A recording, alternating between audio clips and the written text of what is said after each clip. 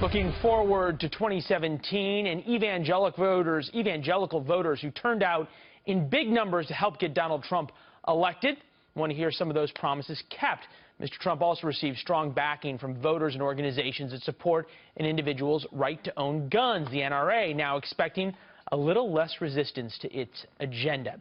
Evan Siegfried, Republican strategist, author of GOP GPS, Capri Cafaro, Democratic state senator from Ohio.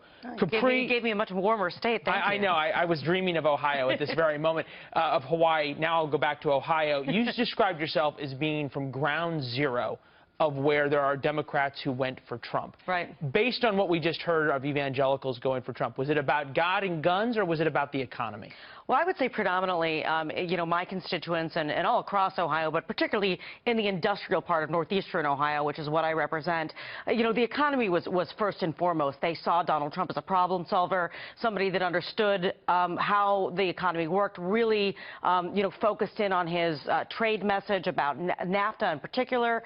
But the gun issue was an issue as well. I mean, out of, all of the issues that you may think about, when it comes to more conservative voters, these are true Reagan Democrats in many ways, and they do care about guns. I myself, actually, as a Democrat, have been endorsed by the NRA my entire career in government. So that gives you a sense of the kind of community. Who these constituents are. Yeah. Evan, to that point, where does the president, and for that matter the GOP in sort of a larger sense, where does their priorities have to lie? Because voters are going to want results, and you can kind of pick and choose which battles and hills you're willing to die on. Where does the GOP carry the torch? Where does the GOP say, we'll live and fight that another day? Well, as Bill Clinton said, it's the economy, stupid. And what they're going to have to do in the first year is put together some tangible result where voters who even voted against Donald Trump can sit around the dinner table and say, you know what, because of this GOP policy and this President Trump policy, my bills and cost of living went down. And that's something that's very good. At the same time, you saw Donald Trump go out and speak to evangelical voters and pro-Second Amendment voters with respect. They have been looked down upon for the past 8 years by President Obama, who said they were just bitter hicks clinging to their guns, and evangelical voters were mocked as deplorable by Hillary Clinton. What Donald Trump did was say, what are your concerns and how can I help? So Capri, to that end, how do Democrats get your voters back, the Reagan Democrats? Right. Because obviously, if you listen to what Evan has to say, you don't really want to die on the hill of being pro-gun control, as I'm sure you've learned by Right. by being endorsed by the NRA.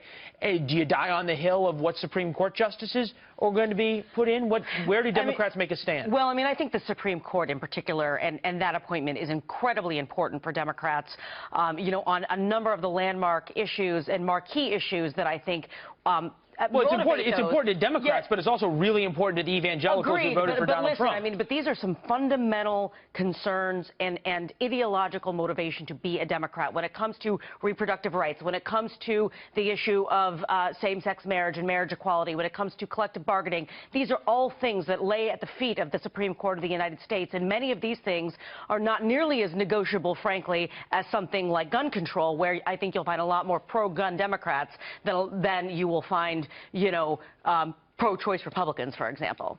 Well, I am a pro-choice Republican. Even You're though also from New York. Yes, but I also believe that life is sacred, and it's not my responsibility. What we need is a constitutional conservative in the Scalia mold, somebody like a Texas Supreme Court Justice Don Willett, who understands what's going on and who can go on the court. Democrats aren't going to be so happy about that. Democrats aren't going to be happy no matter who we pick, unless it's somebody so far to the left that they will jump or we could just get Merrick Garland in there and kind of split the baby. That's definitely not going to help the evangelicals and the folks that came out for Trump, certainly. But, I think Merrick Garland, from both sides, is seen as a credible individual. But now that they have the full control of both chambers and the White House, I don't think we're going to see that. Yes, we're going to get a constitutional conservative justice who implements the law as it was intended and doesn't legislate from the bench. As we look forward in terms of the agenda that obviously President Trump will be able to pursue, we have what you think needs to be done on the economy, Capri, what you talked about as well. What social moves can the president make that would be seen as acceptable from the executive branch? Do you roll back all the bathroom bill issues and all the stuff that Eric Holder put out about having to have gender-neutral bathrooms in schools and that kind of thing? Is that a middle ground that Democrats are willing to cede? I don't think so. I think that, particularly with the issue of the quote-unquote bathroom bills, I don't even know if they, and I'm not a lawyer, so I'm speculating at this point, but I believe that, because it's continued to be litigated in court at the state level, I don't necessarily know whether or not they can go in and just change that. Well, Eric Holder put out the directive about having to have gender-neutral bathrooms in high schools and talking about gender but that's being litigated, and so I don't know if it can be changed while it's still pending in the courts. I just don't know. I think that the executive branch can bring it back because we've seen President Obama expand executive power, and I really hope Donald Trump does not, and he actually pulls back the executive overreach that has happened. But is it a hill that the GOP should die on strategically? I think it's not something we should do. We need to focus on the economy as well as going out and beating ISIS and fixing every problem. I think we would be better served as a nation if we did not become so fixated on a lot of these, wedge social issues and focused on the issues where we can agree when it comes to investment in infrastructure, when it comes to growing the economy, small business growth. It must be the holiday feelings, but you guys are getting along. This is wonderful. We'll see. You guys need to be in Washington. We'll see if we can get more of that then. All right, Capri from Ohio rather than Hawaii, thinking about Hawaii. Evan, it's great to see you guys. Thanks so much. Thanks. Good to be here. Laura?